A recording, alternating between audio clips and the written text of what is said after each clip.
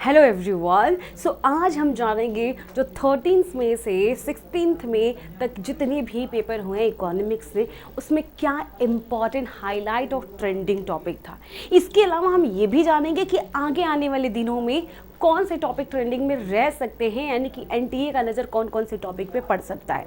I know syllabus पूरा बहुत ही लेंदी है, लेकिन सारे सिलेबस से नहीं पूछा गया, कुछ सेलेक्टेड टॉपिक है।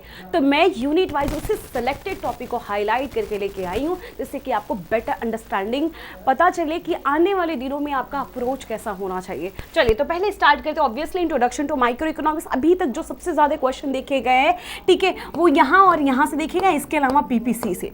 ये अपॉर्चुनिटी कॉस्ट अभी उतना हाईलाइटेड टॉपिक नहीं है, ठीक है, यानी कि आने वाले दिनों में जो आने वाले दिनों है, जो अपकमिंग है, अपकमिंग दिनों में ये वाला टॉपिक हाईलाइटेड रह सकता है। तो प्लीज अपॉर्चुनिटी कॉस्ट से रिलेटेड जितने भी कॉन्सेप्ट है उसको क्लियर करिए, ठीक है। ये था सेंट्रल प्रॉब्लम से। दूसरा आते हैं कंज्यूमर थ्योरी।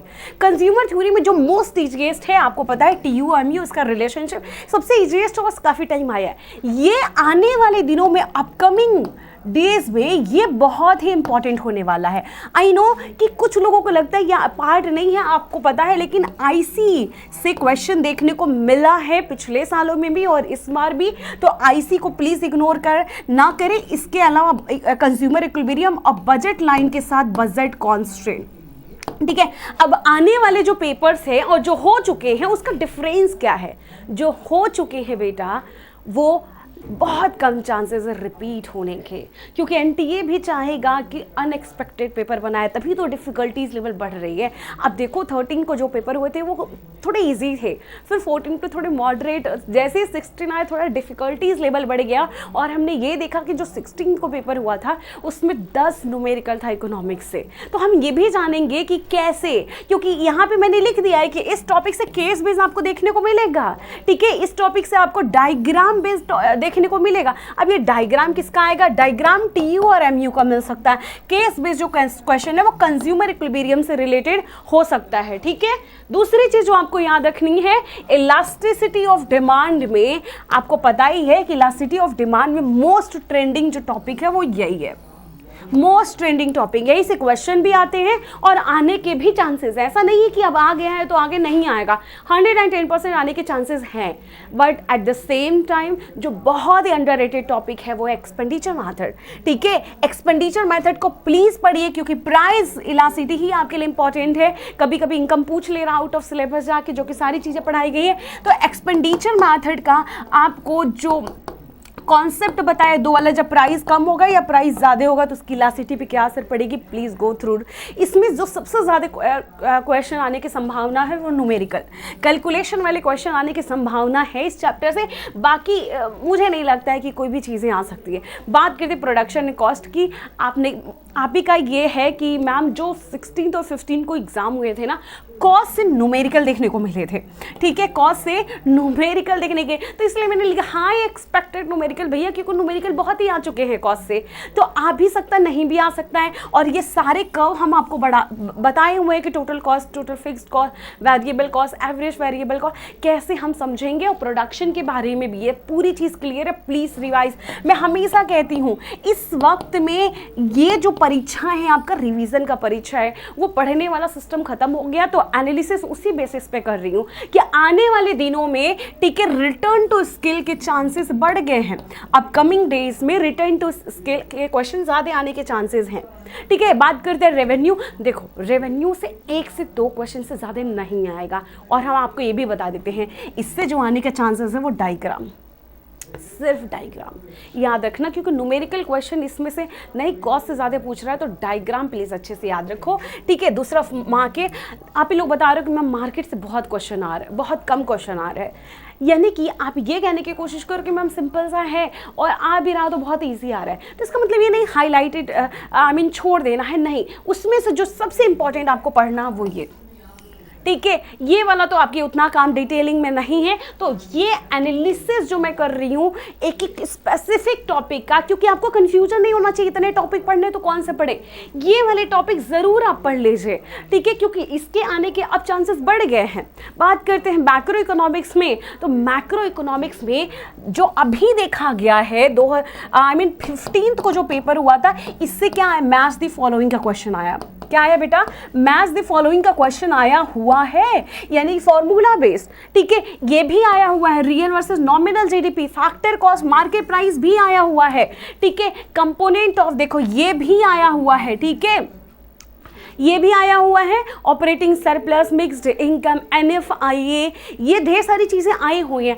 अब जो आने के सबसे ज़्यादा चांसेस हैं और हमेशा से आया है इसका जो आपको समझना है वो सीक्वेंस समझना है, और क्लासेस हो ही रही हैं आपकी, तो उससे आपको बहुत ही क्लियरिटी हो जाएगी। इसके अलावा नेशनल इनकम के न्यूमेरिकल्स के एग्रीगेट, इसमें से 4 से 5 क्वेश्चन मेजरली आप कह रहे हो आया हुआ। पहले तो मैं प्रेडिक्शन जो लगाई थी 8 से 10 क्वेश्चन, 10 से 12 क्वेश्चन, बट अभी तक जो पेपर देखने को मिला है उससे ज़्यादा 5 से ज़्यादा क्वेश्चन नहीं देखने को मिला। तो मेरा जो एक्सपेक्टेशन है वो 4 से 5 क्वेश्चन आने की संभावना है, बट इससे ज़्यादा हो सकता है, कम तो देखो नहीं होगा, ठीक है, क्योंकि उस हिसाब से देखा जाए तो वेटेज थोड़ा ज़्यादा रहता है, लेंदी चैप्टर है। तो अभी जो आपको ध्यान में रखना है बेटा, वैल्यू एडेड का ज़रूर पढ़िए। इसके अलावा सर्कुलर फ्लो ऑफ इनकम, ठीक है, सर्कुलर फ्लो ऑफ इनकम को भी आप अंडरस्टिमेट नहीं कर सकते, इससे भी सीक्वेंस वाला आएगा। और इसके अलावा गुड्स मतलब इंटरमीडिएट गुड्स को भी इग्नोर मत करिए। तो ये आने वाले दिनों में अपकमिंग टॉपिक बहुत इंपॉर्टेंट है।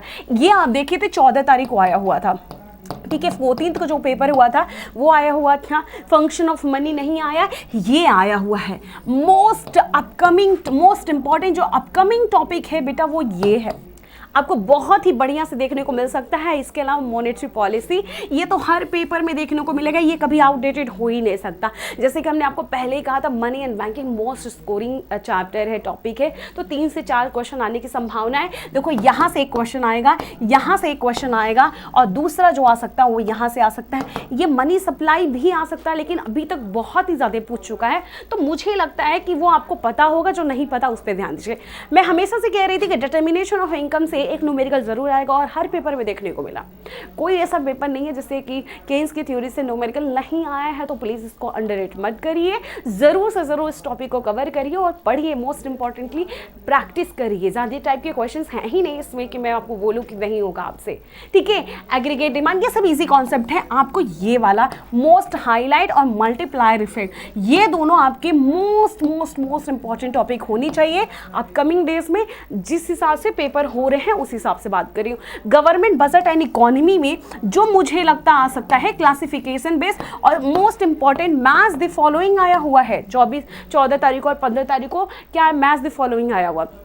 अब इसमें हम कह रहे हैं budget as a fiscal tool, ये एक इंपॉर्टेंट रोल प्ले कर रहा है, इसको मैं करा भी रही हूँ, और आप भी अपने आप से रिवीजन जरूर करिए। इसके अलावा ये यहाँ से आपको पूछे जा सकते हैं 110% मैं कह रही हूँ अपकमिंग डेज में ये टॉपिक बहुत इंपॉर्टेंट होने वाले हैं। बात करते हैं lastly balance of payment and foreign exchange rate. देखो, बैलेंस ऑफ पेमेंट और फॉरेन एक्सचेंज रेट में जो मोस्ट ट्रेंडिंग टॉपिक रहा है कि किस चीज़ को हम कैपिटल अकाउंट के डेबिट या क्रेडिट में डालेंगे, या किस चीज़ को करेंट अकाउंट के डेबिट एड करें। तो आपको जो सबसे बेसिक कॉन्सेप्ट पता होना चाहिए ना कि कैपिटल अकाउंट और करेंट अकाउंट में क्या क्या चीज़ें जाएंगी, विजिबल, इनविजिबल, यूनिलेटरल करेंट में जाएंगे, कैपिटल आइटम कैपिटल में जाएंगे, कैपिटल अकाउंट में। ये चीज़ें क्लियर होना बहुत ज़रूरी है। तो ये आने वाले दिनों में बहुत ही इंपॉर्टेंट टॉपिक साबित होने वाला है, क्योंकि यहाँ से 1-2 क्वेश्चन देखने को मिले। और अगर आप देखो तो अभी तक जितने एग्जाम हुए हैं, अभी तक 2 पैसेज इसी टॉपिक से मिले हैं, ठीक है, और 1 पैसेज इस टॉपिक से मिला है। तो पैसेज का आने का चांसेस बहुत ही ज़्यादा है। आप ही लोगों ने बताया कि मैम जो 15th को जो एग्जाम हुआ है 15 मई को, इससे 6 क्वेश्चन पूछा गया। मैं भी शॉक्ड थी कि भैया इतना छोटा सा चैप्टर से 6 क्वेश्चन कैसे पूछा गया। तो आपने बोला मैम जो 5 क्वेश्चन थे वो पैसेज के रूप में आए थे, बाकी जो 1 क्वेश्चन था वो नॉर्मल एमसीक्यू के फॉर्म में आया हुआ था। तो इसमें क्या इंपॉर्टेंट है, appreciation, depreciation, devaluation, revaluation, most trending topic, ठीक है। इसमें आपको एक चीज़ और ऐड करनी है, ऑटोनॉमस जरूर पढ़ के जाइए। ऑटोनॉमस आइटम क्या होता है, अकोमोडेटिंग आइटम क्या होता है, ठीक है। ऑटोनॉमस और अकोमोडेटिंग आइटम, ये दोनों 110% पढ़ के जाइए ही जाइए, इसमें कोई दो राय नहीं है कि इंपॉर्टेंट है। ऑलराइट, तो ये थे कुछ इंपॉर्टेंट टॉपिक जो आपको प्लीज़ कवर करके जाना है। बहुत ही हाईलाइटेड और ट्रेंडिंग टॉपिक है आने वाले एग्जाम में, ठीक है। अब सोचोगे मैम इतना डिटेल सिलेबस क्यों डिस्कस कर दी, क्योंकि बेटा सिलेबस से बाहर नहीं आ रहा है, ठीक है। इक्का दुक्का अनसिन पैसेज वाले में से अलग से पूछ ले रहा, अदरवाइज नहीं आ रहा है। तो आपको सिलेबस का क्लियरिटी पता होना चाहिए कि ये सिलेबस में ये वाला टॉपिक बहुत ही ट्रेंडिंग है, यहाँ से क्वेश्चन आ सकता है और ये वाले टॉपिक को हमको थोड़ा सा रिविजन करने की जरूरत। जब ये पता चल जाता तो आप उस पर काम करना शुरू करते हो। ऑलराइट, इसी उम्मीद के साथ कि आपके एग्ज़ाम बहुत ही अच्छे जा रहे हैं और आने वाले एग्ज़ाम भी बहुत ही अच्छे जाएंगे। तो बस अभी के लिए यहीं पे ख़त्म करते हैं, लेकिन आपसे तो हम मिलते रहते हैं। उम्मीद करेंगे कि आप बहुत ही मेहनत करो, खुश रहो, परिश्रम करो, मस्त रहो। Thank you everyone.